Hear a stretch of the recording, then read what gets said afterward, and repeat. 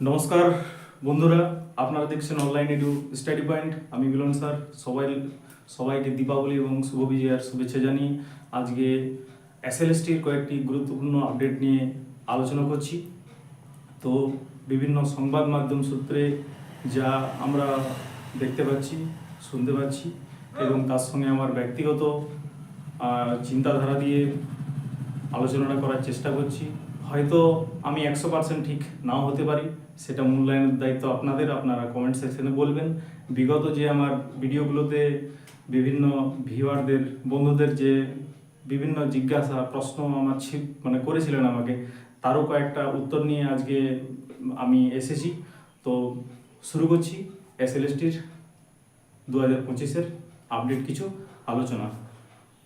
তাহলে যে বিষয়গুলো আমরা আলোচনা করব, মূলত সবচেয়ে যেটা বেশি সবার, যতজন এসএলএসটি পরীক্ষা দিয়েছেন, সে ফ্রেশার হোক বা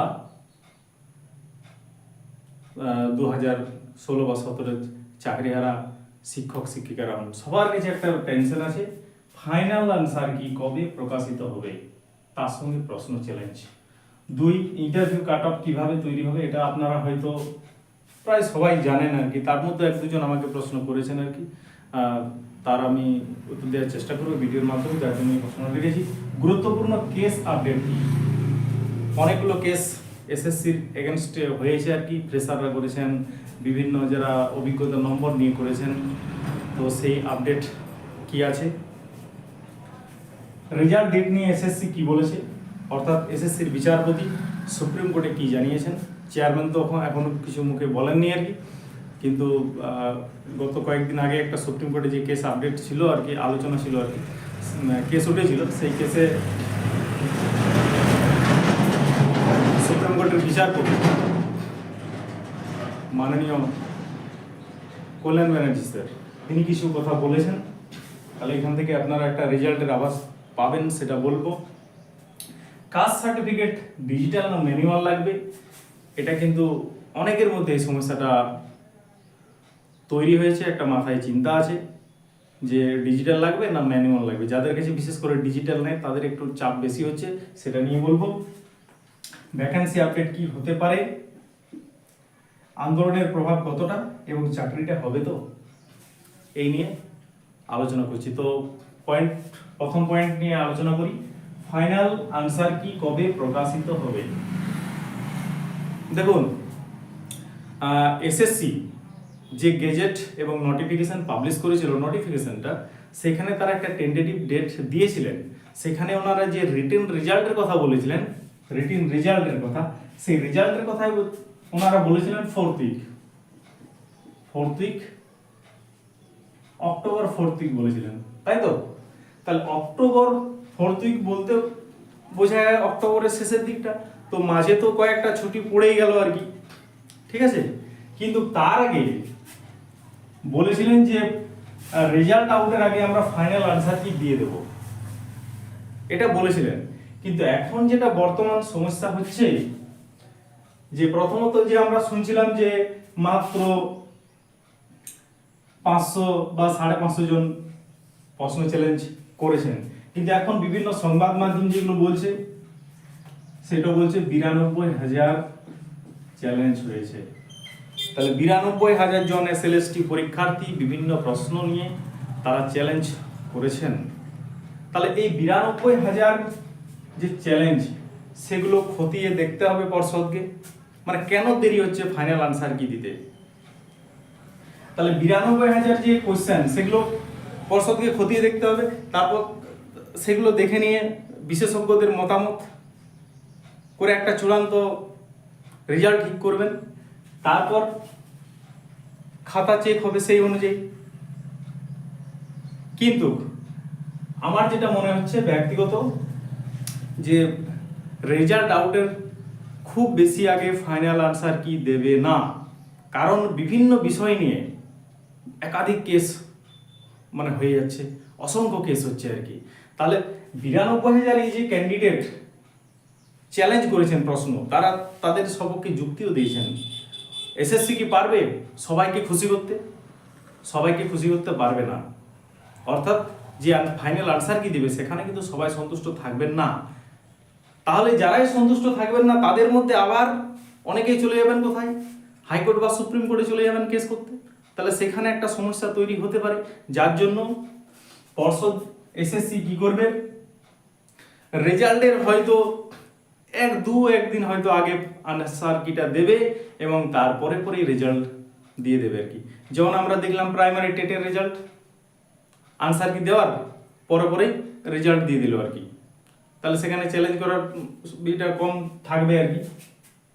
এবং এসএসসির ক্ষেত্রে তো ইন্টারভিউর টেন্টেটিভ একটা ডেট দেওয়া আছে আর কি। তাহলে যেই রেজাল্টটা দেবে তার এক সপ্তাহ পরেই ইন্টারভিউ শুরু করতে হবে। তাহলে যারা ধরুন ডাক পাবে তারা আর এই নিয়ে বেশি মাথা খারাপ করবে না, দৌড়াদৌড়ি করবে না, তারা ইন্টারভিউ প্রিপারেশন নিয়ে ব্যস্ত হয়ে পড়বে, তাহলে কেসের চান্সটা কম থাকবে আর কি।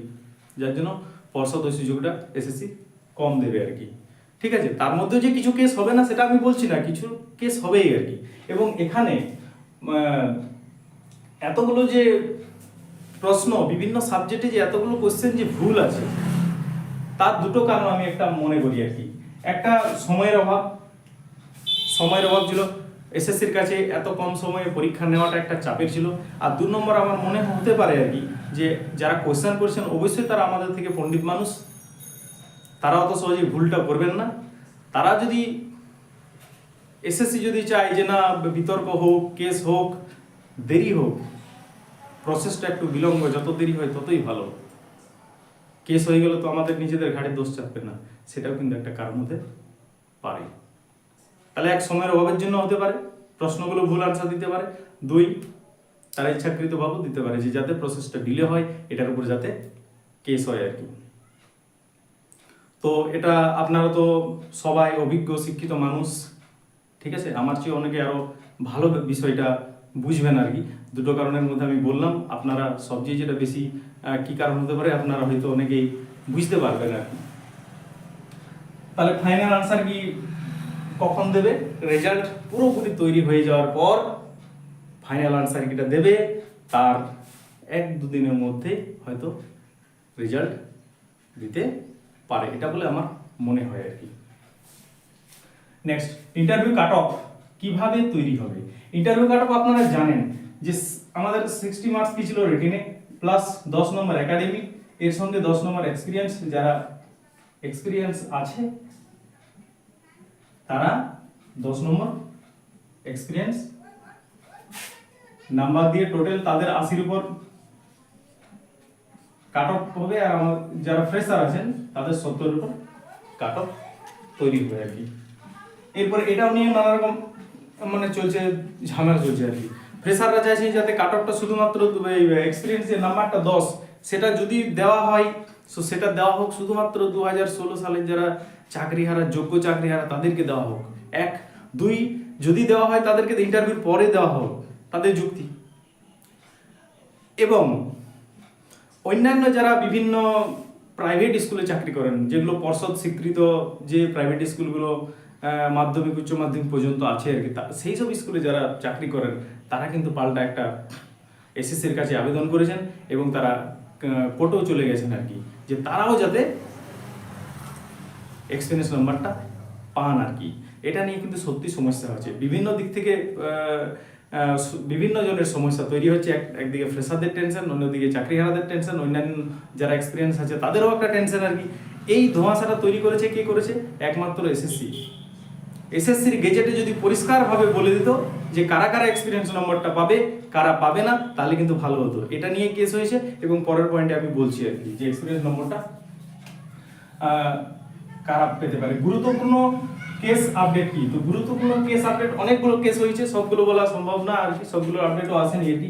তাহলে যে হাইকোর্ট সূত্রে যেটা খবর আর কি, যেটা হাইকোর্টের কেসের যেটা আপডেট, সেখানে বলেছে যে কারা এক্সপিরিয়েন্স নাম্বার পাবে, এক্সপিরিয়েন্স নাম্বারটা কারা পাবে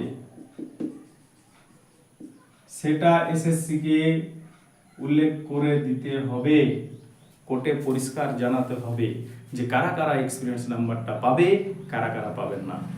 যাদের অভিজ্ঞতা আছে, অনেকেই অ্যাপ্লাই করেছেন বিভিন্ন দিক থেকে আর কি, চাকরিহারারা বাদ দিয়েও আর কি, তো তাদের মধ্যে কারা পাবেন এবং কারা পাবেন না সেটার একটা পরিষ্কার তথ্য কিন্তু এসএসসি কে দিতে বলেছে হাইকোর্ট।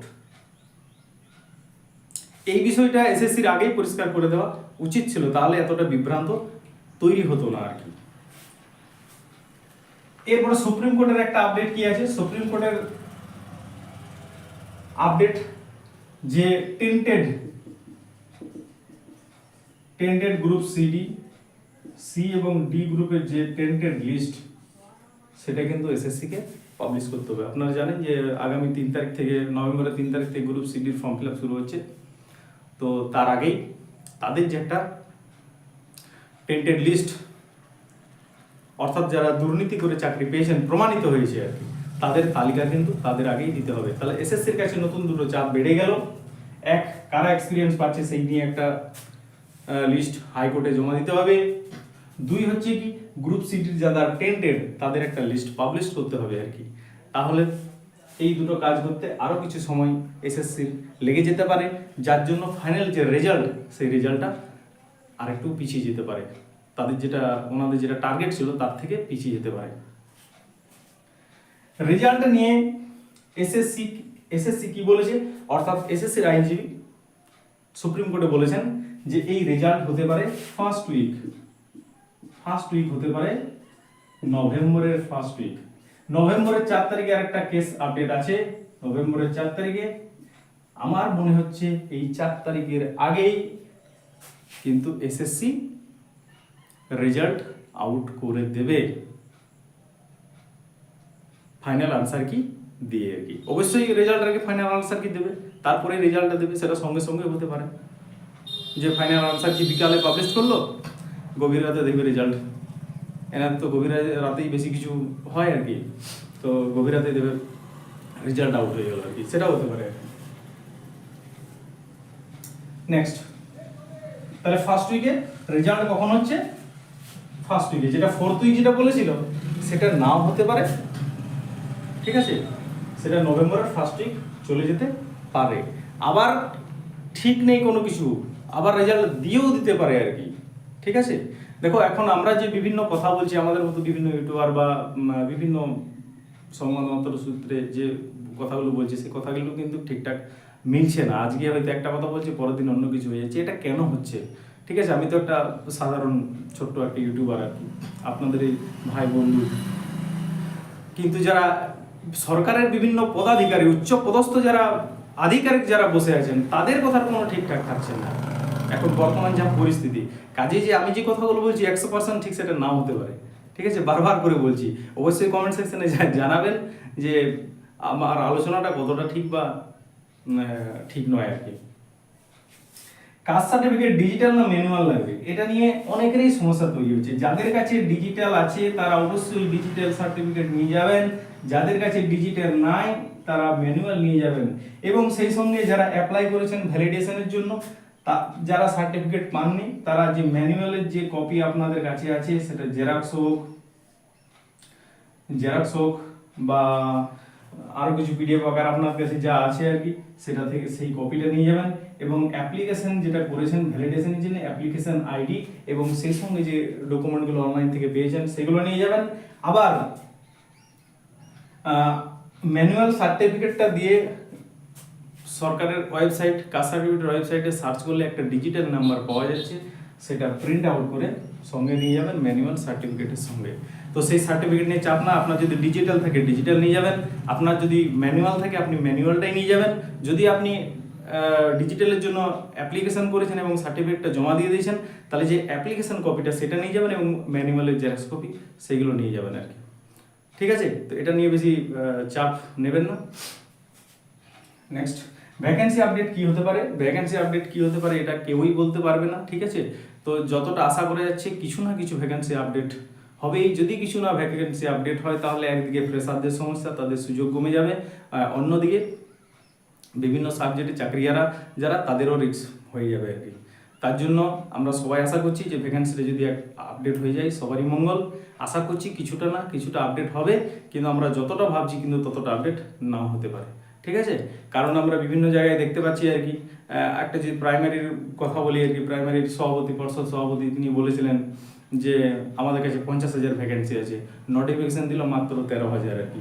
তো সেই হিসাবে কি হতে পারে জানি না, তবে আশা করি যেহেতু পরের বারে নির্বাচন আছে পরের বছর আর কি, তো সরকার চাইবে আর কি যে যাতে সবাইকে তো সন্তুষ্ট করতে পারবে না আর কি, তার মধ্যে যাতে বেশি জনকে সন্তুষ্ট করা যায় তার জন্য, ঠিক আছে, কিছুটা আপডেট হয়তো করতে পারে আর কি, তাহলে অনেকটা সমস্যার সমাধান হবে আর কি। আন্দোলনের প্রভাব কতটা? আন্দোলনের প্রভাব অবশ্যই পজিটিভ আছে, পজিটিভ প্রভাব থাকবে। আন্দোলনের জন্য হয়তো এসএসসি কিছুটা চাপে অবশ্যই থাকবে আর কি, ঠিক আছে। ওনারা যতই কিছু বলুন আর কি, একটা আন্দোলনের পজিটিভ দিক আছে আর কি, ঠিক আছে। এবং চাকরিটা হবে তো, এটা কিন্তু মানে বেশিরভাগ বেকার পরীক্ষার্থীর একটা মাথায় প্রশ্ন হচ্ছে, মানে চাকরিটা হবে তো। তো এটার দুটো কারণ, চাকরিটা হবে আর কি, চাকরিটা কারণ কেন হবে, যে একটা সুপ্রিম কোর্টের গাইডলাইন আছে, সুপ্রিম কোর্টের সময় বেঁধে দেওয়া আছে যে এটা কিন্তু নিতেই হবে, যে ভ্যাকেন্সিটা ডিক্লেয়ার করেছে সেখানে 1 আর 2 পরের বছর যেহেতু বিধানসভা নির্বাচন, সরকার চাইবে যে এটা সুষ্ঠুভাবে সম্পন্ন হয়ে গেলে তাদের পক্ষেও একটা পজিটিভ বার্তা থাকবে। তো আলোচনা করলাম বিভিন্ন বিষয়, যদি আমার কিছু ভুল ত্রুটি হয়েছে আপনারা অবশ্যই কমেন্ট সেকশনে জানাবেন। ক্লাসটা শেষ পর্যন্ত দেখার জন্য অসংখ্য ধন্যবাদ, সবাইকে আগাম শুভেচ্ছা, থ্যাংক ইউ সো মাচ।